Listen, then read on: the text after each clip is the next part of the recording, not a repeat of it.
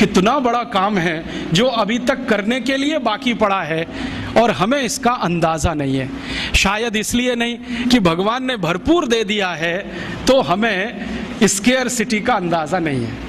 ये जो यूरोप और अमेरिका वाले हैं जिनको कुछ मिला नहीं है वो तड़पते हैं, फड़फड़ाते हैं और वो रोज भारत सरकार पर आकर ऐसे दबाव डालते हैं कि भारत के कानूनों में संशोधन कर दो और हम ये हिमालय की सब जड़ी बूटी खोद कर ले जाएं, भारत के पहाड़ों से जितना मिले वो ले जाएं, ऐसी व्यवस्था कर दो।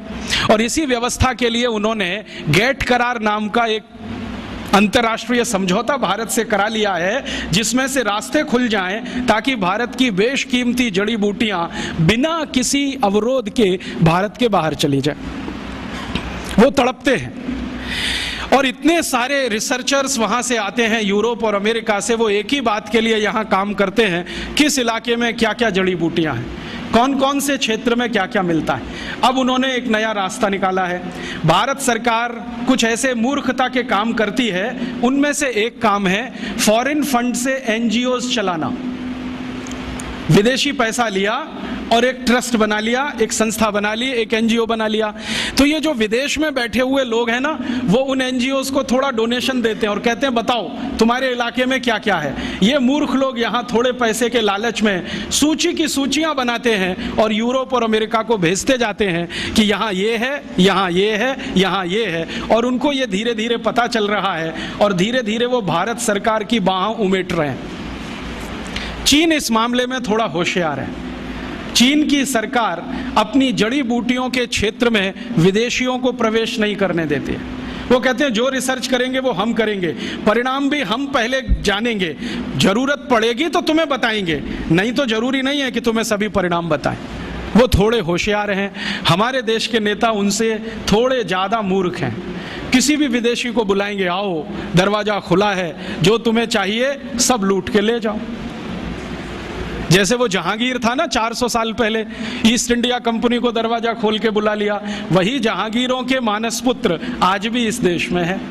आ जाओ, किसी का भी स्वागत है। भारत एक धर्मशाला है, सराय जैसा है। हमने ग्लोबलाइजेशन कर दिया, लिबरलाइजेशन कर दिया, जो तुम्हें चाहिए सब ले जाओ। अब मुश्किल क्या हो रही है कि जब बहुत रेयर माने बेशकीमती जड़ी बूटियों पे कहीं काम होता है तो पता चले वो भारत में नहीं है, कनाडा में है। पता चले भारत में नहीं है, जर्मनी में है। पता हुआ भारत में नहीं है, अमेरिका में है। और उनके जर्नल्स जब आते हैं तो वो पता करते हैं, हमको जानकारी देते हैं कि हमने तो इस पर पेटेंट ले लिया और हम यहाँ ठगे से बैठे हुए रह जाते हैं। अमेरिका ने हल्दी पर पेटेंट करा लिए, नीम पर पेटेंट करा लिए, काली मिर्च पर पेटेंट करा लिए, जीरे पर करा लिए, अजवाइन पर करा लिए, और तो और इडली बनाने के प्रोसेस पर पेटेंट हो गए, सांभर बनाने के प्रोसेस पेटेंट हो गए। हम यहाँ ठगे ठगे से देख रहे हैं। अखबारों में खबर आती है तो पता चलता है। इससे सिद्ध क्या होता है, भगवान का दिया हुआ हमारे पास सब कुछ है, लेकिन हमने उसको ध्यान देना बंद कर दिया, बेदरकारी किया। उनके पास कुछ नहीं है तो वो एक एक छोटी छोटी बात के लिए तरसते हैं। अब ये जो भिन्नता है भारत और यूरोप में, चूंकि सूर्य वहाँ कम है और यहाँ बहुत ज़्यादा है। आप जानते हैं दुनिया में पूरे ब्रह्मांड का केंद्र ही सूर्य है। अगर सूर्य मेहरबान है तो सब कुछ आपके लिए है, और जो सूर्य की मेहरबानी नहीं है तो आपके लिए कुछ भी नहीं है। तो इस देश में बहुत कुछ ऐसा, तो शायद ऐसे कारण से ही इस देश में आयुर्वेद जन्म लिया होगा। और आयुर्वेद ने जन्म लिया होगा तो ये उतना ही पुराना होगा जितना पुराना भारत है। कुछ विदेशी इतिहासकार ऐसा बोलते हैं कि आयुर्वेद 2500 साल पुराना। कुछ जर्मन्स लोगों ने बोलना शुरू किया भारत का आयुर्वेद 3500 साल पुराना। कुछ ने बोलना शुरू किया भारत का आयुर्वेद 10,000 साल पुराना। कोई बोलता है 10,000 साल, कोई कहता है 3500 साल, कोई कहता है 2500 साल। वो अपनी अपनी बुद्धि के हिसाब से कहते हैं।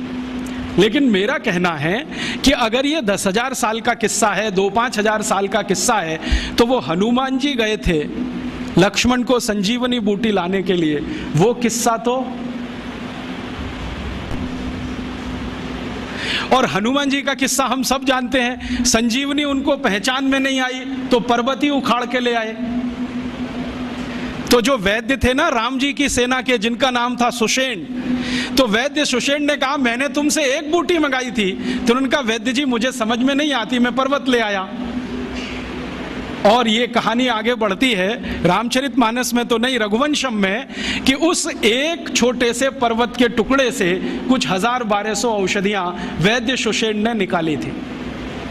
और उन्हीं औषधियों की ताकत से रामचंद्र जी ने रावण से युद्ध किया था, और युद्ध में घायल अपने सभी सैनिकों को रात भर में दवाओं का लेपन करके अगले दिन फिर लड़ने के लिए तैयार कर दिया था। तो हम कैसे कहें कि ये आयुर्वेद 2000 साल 5000 साल, भगवान श्री राम को ही 8.5 लाख साल से ज्यादा हो गए अगर हम हिसाब निकालें। और जो भगवान राम के पहले की बात करें तो भगवान राम खुद ही कह रहे हैं कि मेरे जो पूर्वज थे रघु, दिलीप, वो सभी आयुर्वेद के ज्ञाता थे, माने जड़ी बूटियों का उनको ज्ञान था। अगर राम के पूर्वज उनको भी जड़ी बूटियों का ज्ञान था तो बढ़ते चले जाएं तो ये समय की सीमा तो रुकती नहीं। तब मैंने अपने मन में संतोष के लिए ये तय मान लिया है कि ये भारत की जड़ी बूटियों का विज्ञान या आयुर्वेद उतना ही पुराना है जितना भारत है।